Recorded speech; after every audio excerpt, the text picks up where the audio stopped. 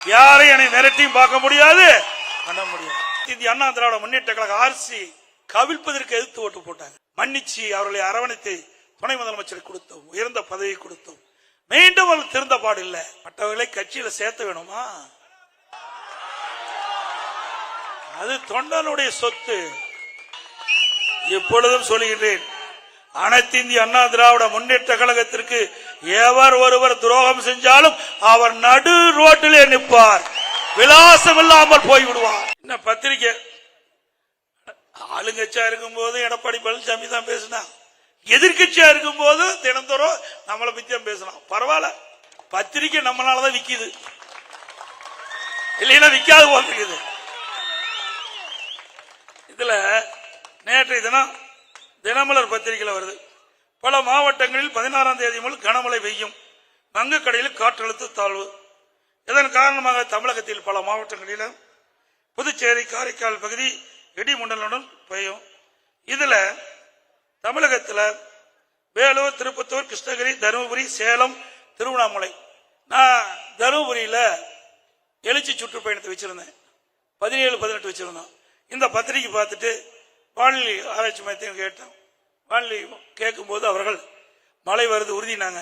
அதனால நாங்க அந்த தேதியில அங்க எழுச்சி பயணத்தை மேற்கொள்ளாம பிறகு ஒரு தேதி, இந்த மாதம் 28-29ஆம் தேதி தருமபுரி மாவட்டத்தில் எழுச்சி பயணம் தொடரும் என்று அறிவிச்சார். உடனே இன்னைக்கு பத்திரிகையில எடப்பாடி பழனிசாமி மத்திய உள்துறை அமைச்சரை சந்திக்கிறார், பேச்சுவார்த்தை நடத்துகிறார், உள்கட்சி பிரச்சனை தீர்க்கிறார். பத்திரிகையாளர்களே, அனைத்து இந்திய அண்ணா திராவிட முன்னேற்ற கழக கட்சியை எவராலும் கொண்டு பண்ண முடியாது. சொல்றேன், எழுதிக்க. எங்களுக்கு ஆட்சி அதிகாரம் இருப்பதை விட தன்மானம் தான் எங்களுக்கு முக்கியம். அது ஒரு முள் இம்மையளவுகள் நான் விட்டு கொடுக்க மாட்டேன். சில பேரை கைக்கூலியாக வைத்துக் கொண்டு ஆட்டம் போட்டு இருக்கிறீங்க.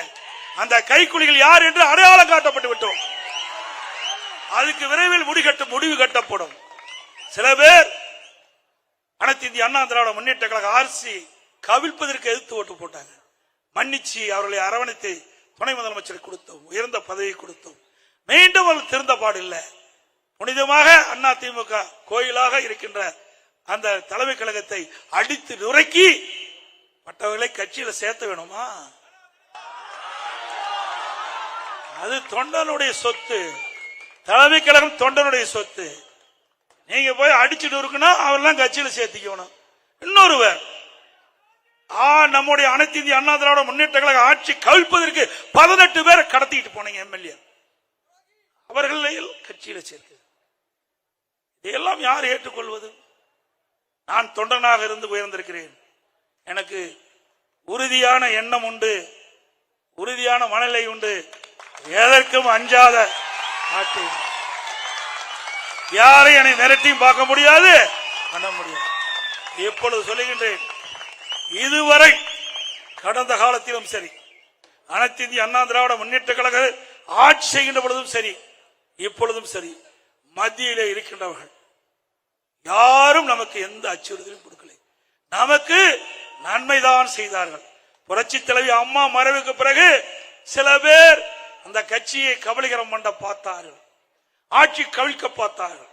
அதை காப்பாற்றி கொடுத்தவர்களும் யார் என்று உங்களுக்கு தெரியும். மத்தியில் இருக்கின்றவர் நமக்கு காப்பாற்றி கொடுத்தார். நன்றி மறப்பது நன்று, நன்று அல்லது அன்றே மறப்பது நன்று. பல ஆண்டுக்கு முன்னாவே, 26 ஆண்டுகளுக்கு முன்னே வள்ளுவன், ஐயன் வள்ளுவன் சொல்லிவிட்டு போயிருக்கார். அப்படி நன்றியோடு நாங்க இருக்கிறோம். இன்றைக்கு கூட்டணி சேருவது அவ்வப்போது நெருக்கிற நிகழ்வு.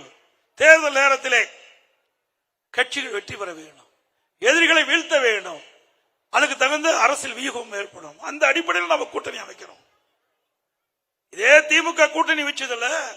1999ஆம் ஆண்டு பாரதிய ஜனதா கட்சியோட கூட்டணி வச்சாங்கல்ல. 2001ஆம் ஆண்டு சட்டமன்ற தேர்தலில் கூட்டணி வச்சாங்க. அப்பெல்லாம் அவர்கள் பேசல. இப்பொழுது அனைத்து இந்திய அண்ணா திராவிட முன்னேற்ற கழகம் கூட்டணி வைத்தவுடன் பயம் வந்துவிட்டது. நடைபெற்ற தேர்தலில் தோல்வியுற்றுவோம் என்று பயம் வந்துவிட்ட காரணத்தினாலே இன்றைக்கு ஏதோ பேசிக் கொண்டிருக்கின்றார்கள். எதற்கும் கவலைப்படுவதில்லை. இன்று வரை மத்தியிலே ஆளுகின்றவர் நமக்கு எந்த தொந்தரவும் கொடுக்கவில்லை. நாம் கேட்பதை கொடுத்தார்கள். இல்லை என்றால் 63,000 கோடிக்கு இன்றைக்கு மெட்ரோ ரயில் கட்டம் வருமா? எவ்வளவு திட்டம், கொஞ்சம் நஞ்சம் திட்டம் அல்ல. நடந்தாய்வாளி காவிரி 11,500 கோடி இன்றைக்கு விடுவித்திருக்கின்றார்கள். இன்றைக்கு மேட்டூர் அணையிலிருந்து வெளியேறுகின்ற காவிரி நீர் கடலிலே கலக்கின்ற வரை இரு கரையில் இருக்கின்ற அசுத்த நீர் நதியிலே கலக்குவதை சுத்தப்படுத்தி அதற்காக 11,500 ரூபாய் நான் முதலமைச்சர் பாரத பிரதமர் இடத்திலே கோரிக்கை வச்ச இன்னைக்கு நிறைவேற்றி அதற்கு நிதி ஒதுக்கீடு செஞ்சிருக்கிறாங்க. பல திட்டங்கள், பல தேசிய நெடுஞ்சாலைகள் நாம எழுதி கொடுத்ததெல்லாம் போட்டாங்க. இன்றைக்கு வேண்டுமென்றே திட்டமிட்டு திராவிட முன்னேற்ற கழக அரசு இன்றைக்கு அரசியல் காழ்ப்புணர்ச்சியின் காரணமாக விமர்சனம் செய்து கொண்டிருக்கிறார் என்பதை மட்டும் இந்த நேரத்தில் தெரிகிறது.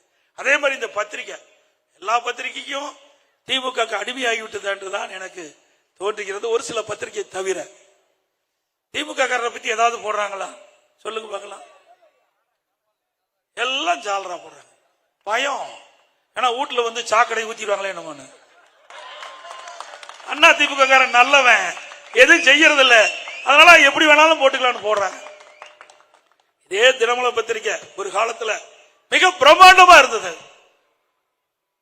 ஆனா இன்றைய தினம் தலைகளாக மாறிவிட்டது. வேண்டுமென்ற திட்டமிட்டு ஆளுகிட்ட கட்சி இருக்கின்ற பொழுதும் நம்மளை வசைப்பாடினார்கள், எதிர்கட்சியா இருக்கின்ற பொழுதும் நம்மை பற்றி விமர்சனம் செய்கிறார்கள். எதிர்கட்சியில் விமர்சனம் செய்யறதுக்கு என்ன இருக்குது? எடப்பாடி பழனிசாமி இவரை அனுசரிக்கல, அவர் யார் உழைக்கிறாங்களோ அவரை தான் அனுசரிப்போம். வெட்டி பேச்சு பேசிட்டு இருக்கலாம், இடம் இல்ல, உழைக்கின்றவர்களுக்கு தான் இடம். மாண்பு அம்மாவில் தெளிவாக சொல்லிவிட்டு சென்றுக்கிறார். அற்புதமா சட்டமன்றத்தில் பேசுறாங்க. எனக்கு பின்னால் 100 ஆண்டு காலம் அண்ணா திமுக தொடரும். சில பேர் அண்ணா திமுக அடமான வைக்க பார்க்கிறார்கள். அதிலிருந்து அண்ணா திமுகவை காப்பாற்ற அத்தனை பேரும் நாம் துணிந்து நிற்க வேண்டும். நிற்பீங்களா? இப்பொழுதும் சொல்லுகின்றேன், அனைத்து இந்திய அண்ணா திராவிட முன்னேற்ற கழகத்திற்கு எவர் ஒருவர் துரோகம் செஞ்சாலும் அவர் நடு ரோட்டிலே நிற்பார், விலாசம் இல்லாமல் போய்விடுவார். இந்த இயக்கம் உயிரோட்டம் உள்ள இயக்கம். பொன்மனச்சம்பல் புரட்சி தலைவர் எம்ஜிஆர், புரட்சி தலைவர் அம்மா இருவரும் சக்திகள் கொண்ட இயக்கம். இது இறைவனால் படைக்கப்பட்ட இயக்கம். இது ஏழைகளுக்காக தோற்றுவிக்கப்பட்ட இயக்கம், குடும்பத்துக்காக அல்ல. இந்த அரசாங்கம் யார் வேணாலும் அண்ணா திமுக கட்சியிலே உயர்ந்த இடத்துக்கு வர முடியும். நான் ஒரு கிளை செயலாளர் இருந்தேன், இன்றைக்கு உங்களுடைய ஆதரவோடு பொதுச் செயலாளர் திமுக வர முடியுமா? யாராவது பேச முடியுமா? திமுக திரு கருணாநிதி குடும்பத்தை தவிர்த்து யாராவது பேச முடியுமா? ஆட்சி அதிகாரம் அண்ணா திமுக சாதாரண ஏழைகள் கூட எம்எல்ஏ ஆகலாம், எம்பி ஆகலாம், அமைச்சர், முதலமைச்சர் ஆக முடியாது, அண்ணா திமுக தான் முடியும். இது ஜனநாயகம் உள்ள கட்சி. அதே உயிரோட்டம் உள்ள அனைத்து இந்திய அண்ணா திராவிட முன்னேற்ற கழகத்துக்கு துரோகம் செய்கின்றவர்கள் யாராக இருந்தாலும் ஆண்டவன் மன்னிக்க மாட்டார் என்பதை மட்டும் நேரத்தில் குறிப்பிட்டு, இன்னொரு பத்திரிகை தினகரன் பத்திரிகை, அது பீட்டர் மாமான்னு ஒரு பக்கம் இருக்குது. பீட்டர் மாமா அதுல அண்ணா திமுக பத்தி போலின்னா வயிற்று வலி வந்துடும். அண்ணா திமுக பத்தி ஒரு செய்தி போடும். இங்க இருக்கிற வட்ட செயலாளர் இப்படி, அந்த மாவட்ட செயலாளர் இப்படி, தினந்தோறும் எடுத்து புரட்டி பாருங்க. அது அண்ணா திமுக கட்சிய செய்தி வராத நாளே இல்லை. பரவாயில்ல, ஏதோ ஒரு வழியில எங்களுக்கு விளம்பரப்படுத்துற, நன்றி. ஏதாவது வழியில எங்களை விளம்பரப்படுத்திட்டு இருக்கிற. ஆக இப்படி பத்திரிகையுடைய தர்மம் இன்றைக்கு இல்லை என்பதுதான் யதார்த்த உண்மை. இனியாவது பத்திரிகையாளர்கள் நடுநிலையோடு செயல்படுங்க. அப்புறம் ஊடகம் நாம பேசுறது 4 நிமிஷம் தான் காட்டுவாங்க, ஆனா ஒரு நாள் பூரா காட்டுவாங்க ஒண்ணுமே இல்லாத செய்தி. அது என்னன்னு உங்களுக்கு தெரியும். இன்றைக்கு 9 மணிக்கு புறப்பட்டா நைட்டு 10 மணி வரைக்கும் காட்டுவாங்க. ஊடக நண்பர்களே, நல்லதை செய்யறத காட்டுங்க. நாட்டுக்கு நன்மை செய்யக்கூடிய திட்டங்கள், நாட்டுக்கு நன்மை செய்யக்கூடிய செய்திகள் மக்களை போய் சேரட்டும். யாரையும் குறை சொல்லி பேசவில்லை. ஆனால் இந்த ஊடக செய்தியாளர்களும் பத்திரிகையாளர்களும் நடுநிலையோடு நடந்து கொள்ள வேண்டும். எங்களுக்கு ஆதரவாக செயல்பட நான் கேட்கல, ஆனால் உண்மை செய்தியை தாங்கள் வெளியிட வேண்டும் என்று அன்போடு கேட்டு, இன்றைக்கு மிக சிறப்பா எழுச்சியா அண்ணாவுடைய பிறந்தநாள் நிகழ்ச்சியை ஏற்பாடு செய்த மாவட்ட நிர்வாகத்திற்கும் அவர்களுக்கு துணை நின்ற அத்தனை பேருக்கும் நேரத்தில் நன்றி தெரிவித்து, 2026 ஆண்டு நடைபெற்ற சட்டமன்ற பொதுத் தேர்தலில் நம்முடைய கூட்டணி கட்சியினுடைய சார்பா நிறுத்தப்படுகின்ற வேட்பாளருக்கு இரட்டை சின்னத்திலே வாக்களித்து வெற்றி பெறச்சு. மக்களை காப்போம், தமிழகத்தை மீட்போம். மக்களை தமிழகத்தை மக்களை தமிழகத்தை மக்களை தமிழகத்தை. நன்றி, வணக்கம்.